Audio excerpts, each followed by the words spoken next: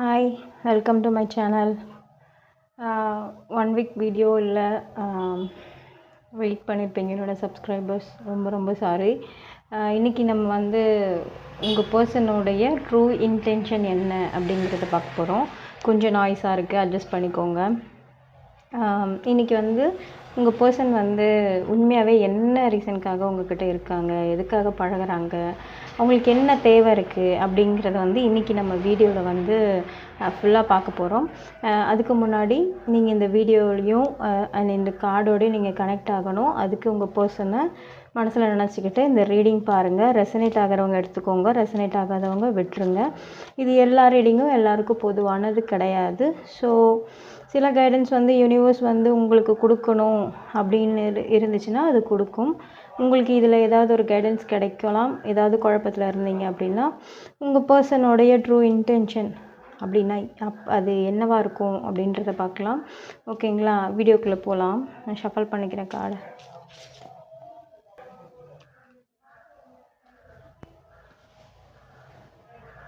Okay,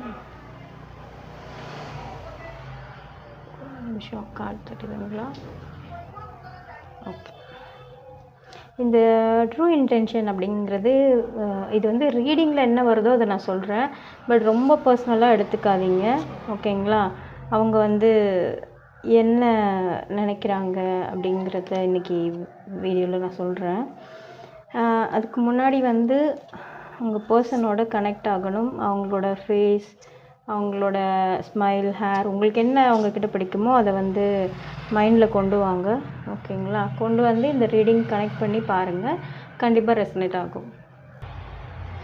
okay, card ஷஃபல் பண்ணி எடுத்தாச்சு. இன்றைக்கி ரீடிங் எப்படி வருதுன்னு பார்ப்போம். ஓகேங்களா? இப்போ நான் சொல்ல போகிறது வந்து ரொம்ப பர்சனலாக எடுத்துக்காதீங்க. சில பேர் வந்து ஆல்ரெடி ஹார்ட் ப்ரோக்கனில் இருப்பீங்க. இப்போ நான் சொல்ல போகிறது வந்து நெகட்டிவாகவும் இருக்கலாம், பாசிட்டிவாகவும் இருக்கலாம். உங்களுக்கு யூனிவர்ஸ் வந்து என்ன கைட் கொடுக்குதோ அதை வந்து தயவு செஞ்சு அக்செப்ட் பண்ணிக்கிட்டு அடுத்து என்ன பண்ணணும் அப்படிங்கிறது, இந்த ரிலேஷன்ஷிப்பில் அடுத்த லெவல் என்ன அப்படிங்கிறத யோசிங்க. ஓகேங்களா? இங்கே கார்டு எல்லாமே நல்லா தான் வந்திருக்கு. ஒன்றும் பயங்கரமாக சொல்கிறதுக்கு ஒன்றும் இல்லை. அதாவது இந்த பர்சன் வந்து ரிக்ரெட் எனர்ஜியில் இருக்காங்க. நீங்கள் வந்து மூவ் ஆன் எனர்ஜியில் இருக்கீங்க. அந்த பர்சன் வந்து ரிக்ரெட் எனர்ஜியில் இருக்கார். ஓகேங்களா? நீங்கள் அதாவது உங்களை வந்து இழந்த மாதிரி அவர் வந்து ஃபீல் பண்ணுறாரு. ஓகேங்களா? இதுதான் வந்து இந்த கார்டோட ஒட்டுமொத்த எனர்ஜி. இப்போது இந்த மூவ் ஆன் எனர்ஜியில் இருக்க யாராக இருந்தாலும் சரி, நீங்கள் பண்ணுறது கரெக்டு. ஓகேங்களா? நீங்கள் இப்போ மூவ் ஆன் பண்ணி இந்த ரிலேஷன்ஷிப் நம்மளுக்கு வேண்டாம், ஓகே நெக்ஸ்ட் லெவல் போகலாம் அப்படிங்கிற மாதிரி கொஞ்சம் கொஞ்சமாக மைண்ட் செட் பண்ணி நீங்கள் உங்களை ஃபோக்கஸ் பண்ணி, செல்ஃப் லெவலில் ஃபோக்கஸ் பண்ணி கொஞ்சம் கொஞ்சமாக மாறுறீங்க. அது வந்து யூனிவர்ஸ் வந்து நிஜமாகவே உங்களை அப்ரிஷியேட் பண்ணுறாங்க.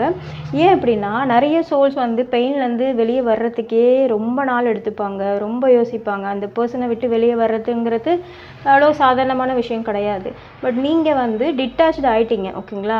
இந்த பர்சன் வந்து இதை எதிர்பார்க்கவே இல்லை.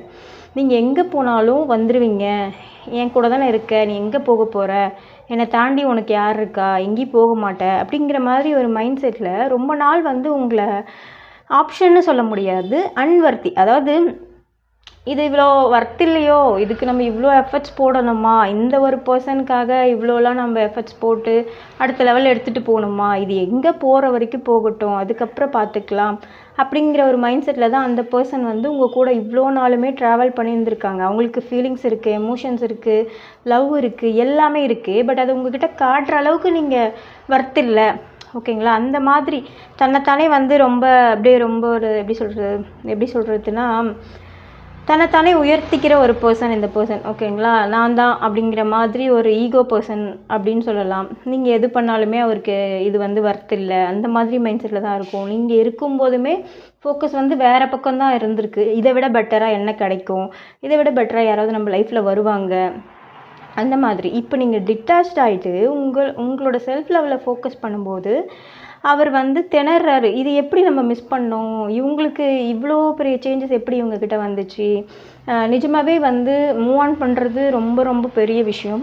அதை நீங்கள் வந்து செலக்ட் பண்ணி செலக்டிவாக நான் அடுத்த லெவல் போகணும் அப்படிங்கிற விஷயத்தில் ஃபோக்கஸ் பண்ணி நீங்கள் போயிருக்கீங்க. அதுவே பெரிய ஆச்சரியம் தான் இந்த பர்சனுக்கு.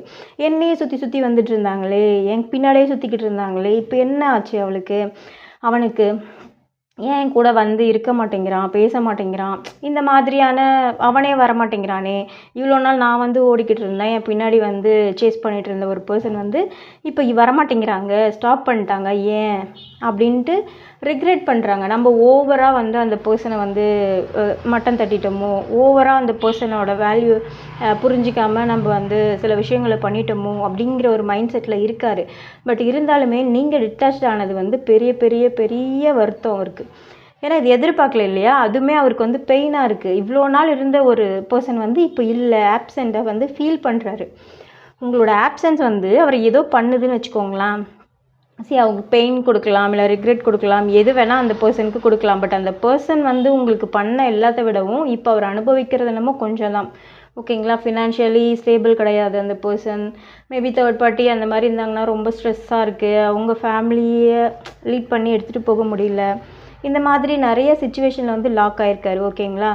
நீங்கள் வந்து பண்ணதை வந்து யூனிவர்ஸ் வந்து நீங்கள் ஒரு லூப்பை வந்து பிரேக் பண்ணிட்டீங்க. ஓகேங்களா? நீங்கள் ரொம்ப நாள் பின்னாடியே போயிட்டு கெஞ்சிக்கிட்டு எனக்கு என்ன வேல்யூ பண்ணு, லவ் புரிஞ்சுக்கோ, இதெல்லாம் நீங்கள் பண்ணியிருக்கீங்க.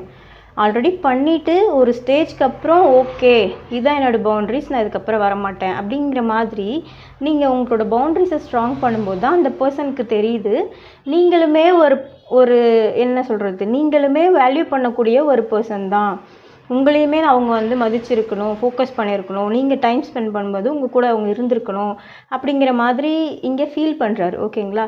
ஏன் இப்படி சொல்கிறேன்னா, நீங்கள் வந்து டவுனாக இருக்கும்போதோ, இல்லை நான் வந்து கஷ்டப்பட்டுட்டு சில விஷயங்களை வந்து ஃபேஸ் பண்ணும்போதோ, ஸ்ட்ரகிள் பண்ணும்போதோ அந்த பர்சன் உங்கள் கூட இல்லை. நீங்கள் தனியாக தான் எல்லாத்தையுமே ஹேண்டில் பண்ணியிருக்கீங்க, தனியாக தான் சில விஷயங்களை வந்து ஃபோக்கஸ் பண்ணி மாற்றிருக்கீங்க, உங்களை நீங்களே மாற்றி சில விஷயங்கள்லேருந்து வெளியே கொண்டு வந்திருக்கீங்க. யூனிவர்ஸ் உங்களை வந்து லிட்ரலி அப்ரிஷியேட் பண்ணுறாங்க.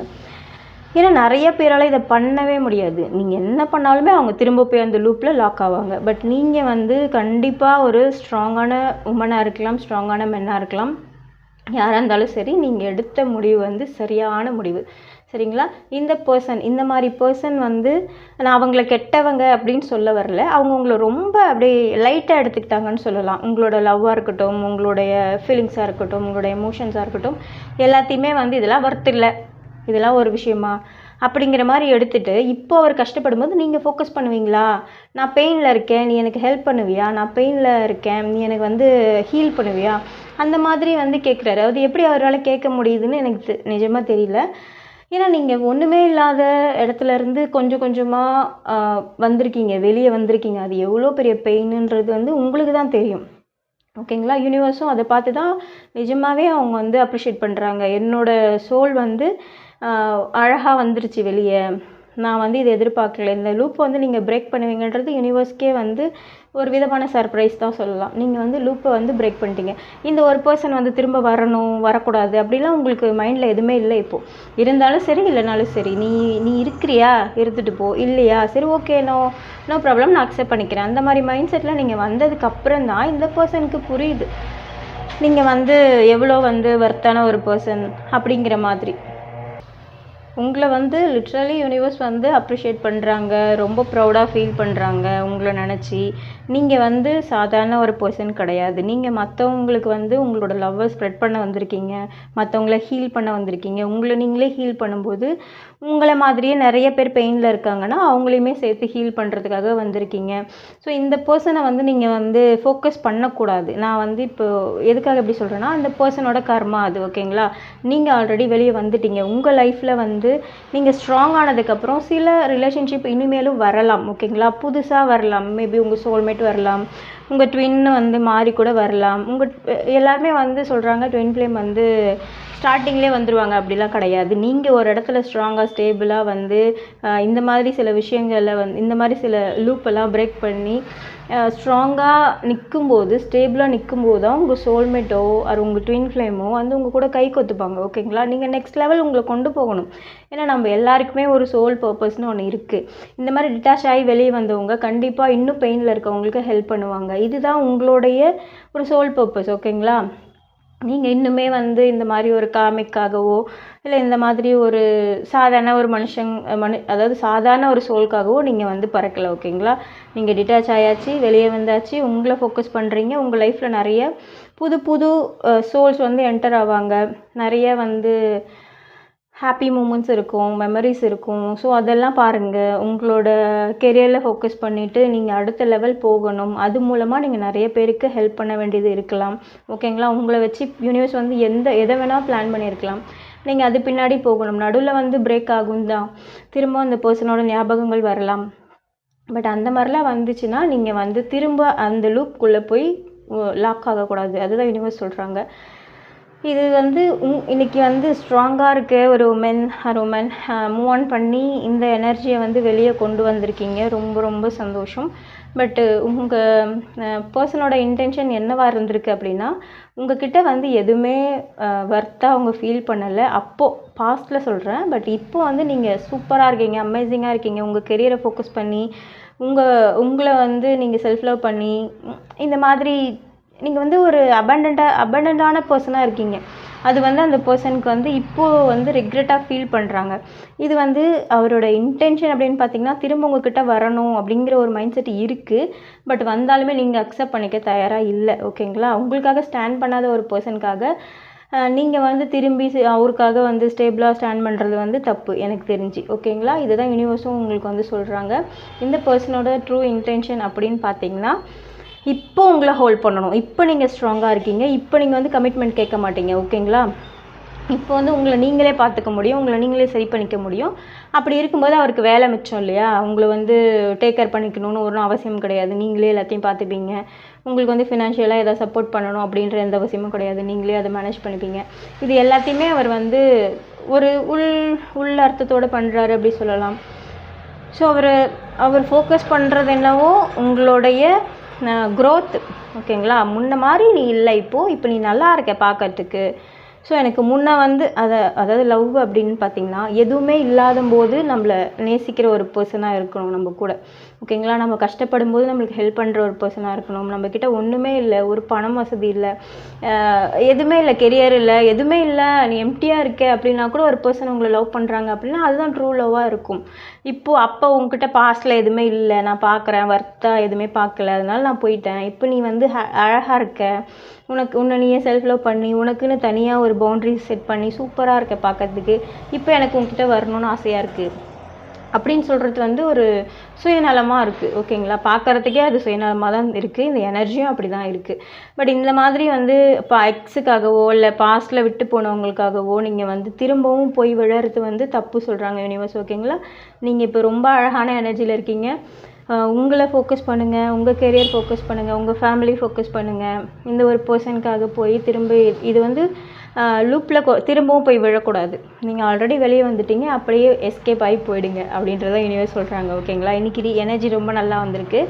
மெயினாக இந்த மாதிரி மூவ் ஆன் பண்ணி ஒரு ஸ்டேபிளாக ஒரு ஸ்ட்ராங்காக மாறி இருக்கிற உங்களுக்கு வந்து என்னோடய வாழ்த்துக்கள். உங்கள் லைஃப்பில் வந்து நிஜமாகவே ஒரு நெக்ஸ்ட் லெவல் எடுத்துகிட்டு போகிறதுக்கு உங்களுக்கு அழகான ஒரு சோல்மேட் வருவாங்க. உங்கள் லைஃப்பை அழகாக லீட் பண்ணுவீங்க. இந்த ரிலேஷன்ஷிப்பில் நீங்கள் என்னெல்லாம் பெயின் ஃபீல் பண்ணுவீங்களோ அந்த மாதிரி இனிமேல் வரப்போகிற ரிலேஷன்ஷிப்பில் எந்த பெயினுமே இருக்காது. ஸோ வரவங்களை வந்து அப்படியே அக்செப்ட் பண்ணிக்கோங்க. உங்கள் லைஃப்பில் கண்டிப்பாக ஃப்யூச்சரில் வந்து ஒரு அழகான பர்சன் வந்து என்ட்ராக போகிறாங்க. இதை யூனிவர்ஸ் வந்து உங்களுக்கு எப்படி வேணாலும் வெளிப்படுத்தலாம். பட் பாஸ்ட் பர்சன் கிடையாது, அது மட்டும் கன்ஃபார்ம் பண்ணிக்கோங்க. பாஸ்ட் பர்சன் வருவாங்க, ஓகே, நான் மூவ் ஆன் பண்ணாலும் பாஸ்ட் பர்சன் வருவாங்க அப்படின்ற ஹோப் இருந்துச்சுன்னா அதை வந்து உடச்சிடுங்க. அந்த மாதிரி கிடையாது. உங்களுக்கு புது பர்சன் வந்து என்ட்ரு ஆவாங்க உங்கள் லைஃப்பில். இப்போ நீங்கள் ஸ்டேபிளாக இருக்கீங்க இல்லையா? இந்த ஸ்டேபிள் மைண்டில் உங்களுக்கு ஒருத்தரை பிடிக்கும், உங்களுக்கு ஒருத்தவங்களோட ஒரு ரிலேஷன்ஷிப் கிடைக்கும். அவங்க ஸ்டேபிளாக இருப்பாங்க உங்கள் கூட. ஓகேங்களா? நீங்கள் ஸ்டேபிளாக ஸ்ட்ராங்காக ஆகும்போது தான் யூனிவர்ஸ் வந்து உங்களுக்கு ஏற்ற அழகான ஒரு பர்சனை உங்கள் லைஃப்பில் என்ட்ரு பண்ணுவாங்க. இது ரொம்ப அழகாக இருக்குது. வரப்போகிற பர்சனுக்காக நான் வாழ்த்துறேன் உங்களை. நிஜமாக ரொம்ப அழகாக இருக்குது. யூனிவர்ஸ் வந்து உங்களை ரொம்ப ரொம்ப அப்ரிஷியேட் பண்ணுறாங்க. ஓகேங்களா? அவங்களோட பாஸ்ட் மெமரிஸ் வந்து உங்களுக்கு வர ஆரம்பிச்சிது அப்படின்னா அதை வந்து இக்னோர் பண்ணுங்கள். அதுதான் உங்களுக்கு வந்து பெஸ்ட்டாக இருக்கும். ஓகேங்களா? இக்னோர் பண்ணணும் மெமரிஸை வந்து. ஓல்டு மெமரிஸாக இருக்கட்டும், பாஸ்ட்டில் வந்து நடந்த சில விஷயங்களாக இருக்கட்டும், எல்லாத்தையும் இக்னோர் பண்ணுங்கள். அப்புறம் வந்து மறக்கிறதுக்கு ட்ரை பண்ணுங்கள். ஓகேங்களா? திரும்ப திரும்ப நீங்கள் நினைக்கும் போது உங்கள் எனர்ஜி டவுன் ஆகும். மெமரிஸ் வந்து உங்களுக்கு பெயினை திரும்ப திரும்ப க்ரியேட் பண்ணும். ஸோ அந்த மாதிரி எனர்ஜி டவுன் ஆகாமல் பார்த்துக்கோங்க. இந்த டிட்டாச்மெண்ட் எனர்ஜி வந்து ரொம்ப அழகாக இருக்குது. புதுசாக வரப்போகிற பர்சனுக்காக வாழ்த்துக்கள். ஓகேங்களா? ரொம்ப ரொம்ப நன்றி. என் வீடியோவை ரொம்ப அழகாக பொறுமையாக பார்த்ததுக்கு ரொம்ப ரொம்ப நன்றி.